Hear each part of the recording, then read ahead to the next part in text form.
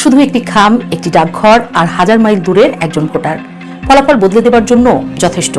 আপনি কি জানেন, এই নির্বাচনে হয়তো আপনার এলাকার ফল নির্ধারণ করবে এমন কিছু ভোট যেগুলো কখনোই ভোট কেন্দ্রে পড়েনি, যাদের কাছে মাইক, ব্যানার, মিছিল, ইশতেহার কিছুই পৌঁছায়নি।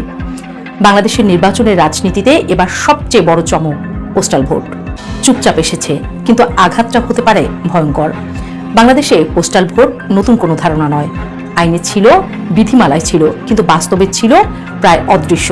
সরকারি কর্মচারী, কারাবন্দী বা নির্বাচনী দায়িত্বে থাকা কিছু মানুষ ছাড়া কেউই এটাকে গুরুত্ব দিত না। কিন্তু 2026 সালের ত্রয়োদশ জাতীয় সংসদ নির্বাচনে সেই চেনা বাস্তবতাকে ভেঙে দিয়েছে। এবার পোস্টাল ভোট আর সাইড নোট না, বরং এটি হয়ে উঠছে ফল নির্ধারণের শক্তি। অন্তর্বর্তীকালীন সরকারের অধীনে নির্বাচন কমিশন পোস্টাল ভোট ব্যবস্থাকে প্রযুক্তি নির্ভর ও বিস্তৃত করার যে উদ্যোগ নিয়েছে, তার ফল এখন কাগজে নয়, বাস্তব ব্যালটে।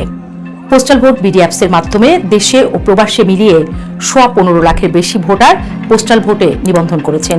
শুনতে কম মনে হতে পারে, মোট ভোটারের মাত্র 1%, কিন্তু বাংলাদেশের রাজনীতিতে এই 1%ই অনেক আসনের গেম চেঞ্জার। কারণ এখানে বহু আসনে জয় পরাজয়ের ব্যবধান মাত্র 2 থেকে 4 হাজার ভোট। এই প্রথমবার বড় পরিসরে প্রবাসী বাংলাদেশিরা ডাকযোগে ভোট দিচ্ছেন। নির্বাচন কমিশনের তথ্য বলছে প্রায় 7,60,000 প্রবাসী ভোটার পোস্টাল ভোটে ভোট নিবন্ধন করেছেন। 7,66,862টি পোস্টাল ব্যালট ইতিমধ্যে প্রবাসী ভোটারদের হাতে পৌঁছেছে। এর মধ্যে 5,18,000 ব্যালট ভোটাররা গ্রহণ করেছেন। ভোটার সেটি খুলেছেন, দেখেছেন, সিদ্ধান্ত নেওয়ার জায়গায় গেছেন। এরপর সংখ্যাটা আরও স্পষ্ট হয়ে ওঠে। 4,58,000 প্রবাসী ভোটার ভোট দেওয়া সম্পন্ন করেছেন।